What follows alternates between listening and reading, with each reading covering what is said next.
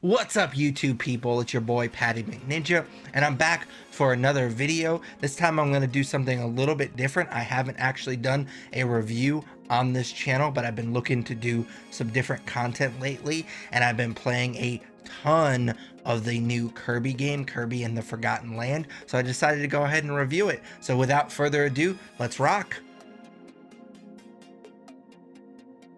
Kirby and the Forgotten Land was released on Nintendo Switch on March 25th. It was developed by Hale Laboratory, which has developed other Kirby games and the first two Smash Bros. Games. Forgotten Land is the 17th game in the mainline Kirby series. It follows Kirby, obviously, as he is sucked into a vortex and teleported to a post-apocalyptic civilization called the New World. He discovers that Waddle Dees are being kidnapped, so he takes it upon himself to save them. And this is actually the first 3D platformer in the Kirby series.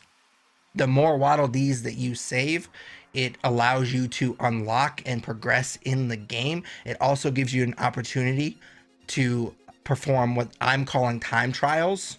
So let's cut to the chase. Is this game good? And the simple answer is this game sucked. I'll see myself out.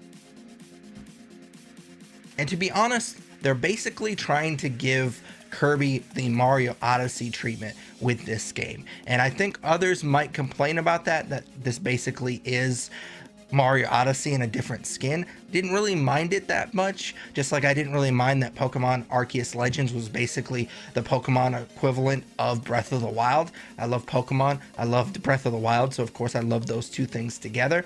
And while I don't love Kirby like I love Pokemon, I don't have a Kirby tattoo like I have a Pokemon cat tattoo, even though the Kirby car did give me pause.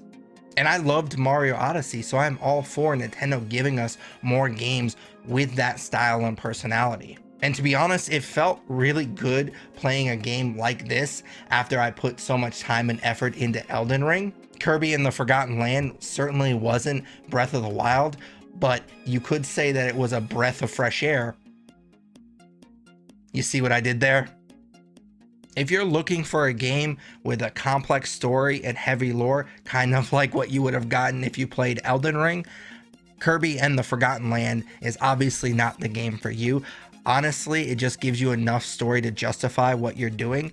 And if I'm being 100% honest, I couldn't always tell exactly what was going on as far as the story was concerned, but it didn't really matter to me, because I really enjoyed what I was doing and I loved what the game looked like as I was doing it.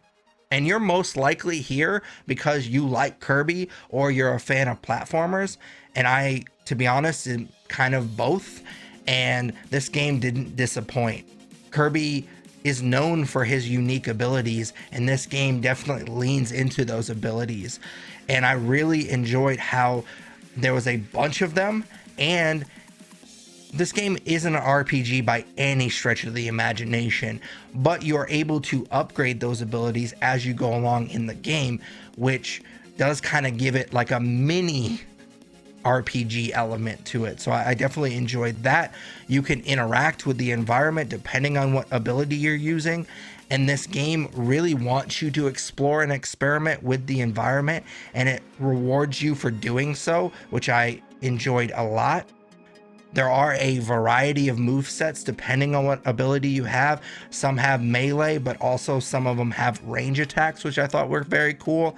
You can even use larger objects. There's been a lot of memes out there about this mode called the mouthful mode, where basically you can suck in a car or a vending machine or a bunch of different other things throughout the game, but you can't actually like completely engulf them because Kirby's not big enough, so you kind of become part car or part vending machine, and it is very, very cool. It allows you to do a lot of really fun stuff in this game. And the game doesn't get bogged down by complicated controls, which I think is for the best, because while I do think that this game has enough for adults, kids are basically its demographic. There's a lot of kids that are going to play this game, and you don't want to make them super complicated.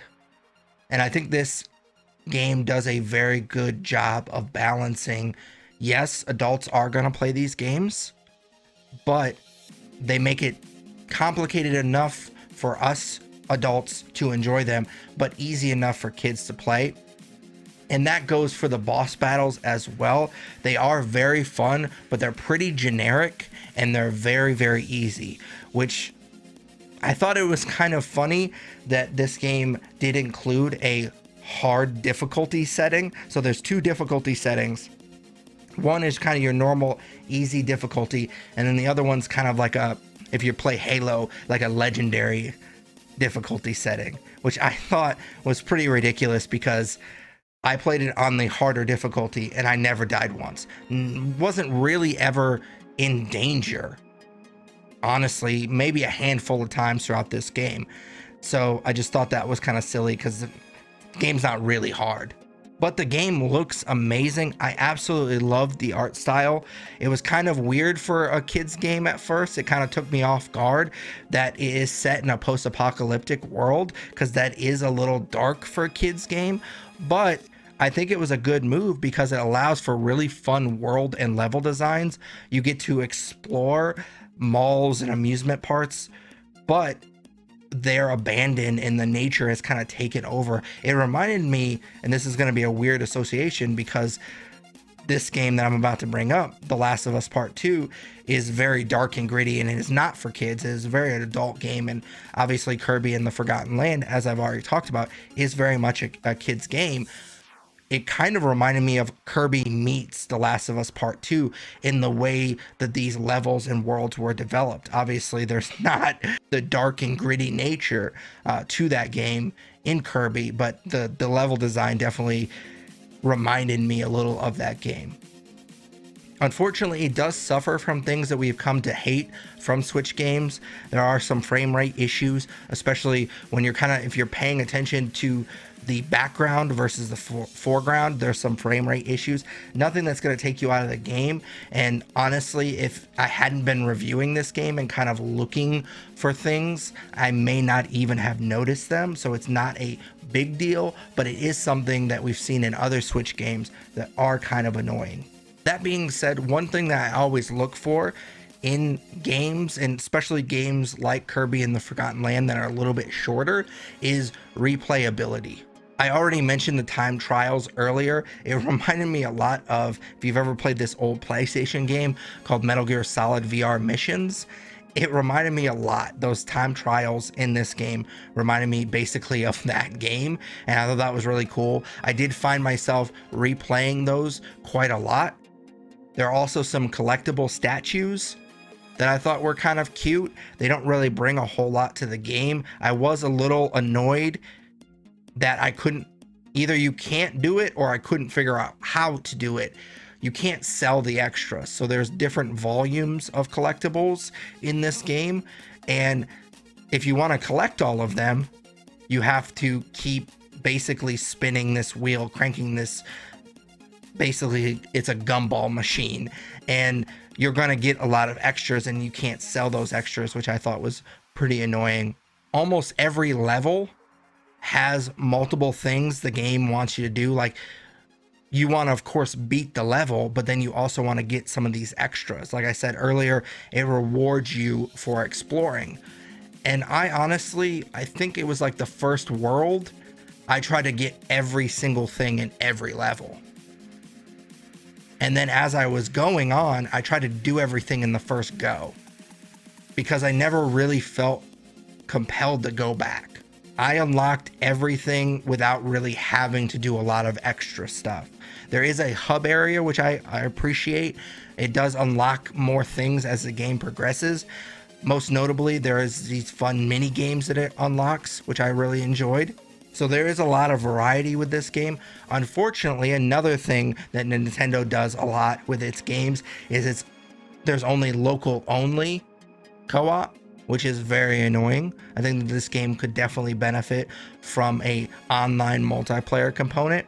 So out of 5 stars, I think I would end up giving Kirby and the Forgotten Land 3.5. There were some minor issues, nothing that really took me out of the game. ultimately it was just a really fun game. Yeah, there was a couple of times here and there that I was feeling a little bit bored, but then the game did enough to kind of change it up that got me right back into it. All right, so there you have it. That is my review of Kirby and the Forgotten Land. I hope that you enjoyed it. I would love to know what you thought of the game. Leave me a comment below. And if you liked this review, go ahead and smash that like button. That really helps me out. It tells YouTube that this is a good video and they should pass it on to other people that might be interested in it. And it also kind of just lets me know that you watched it, that you enjoyed it, and that I should do more reviews. But until next time, take it easy.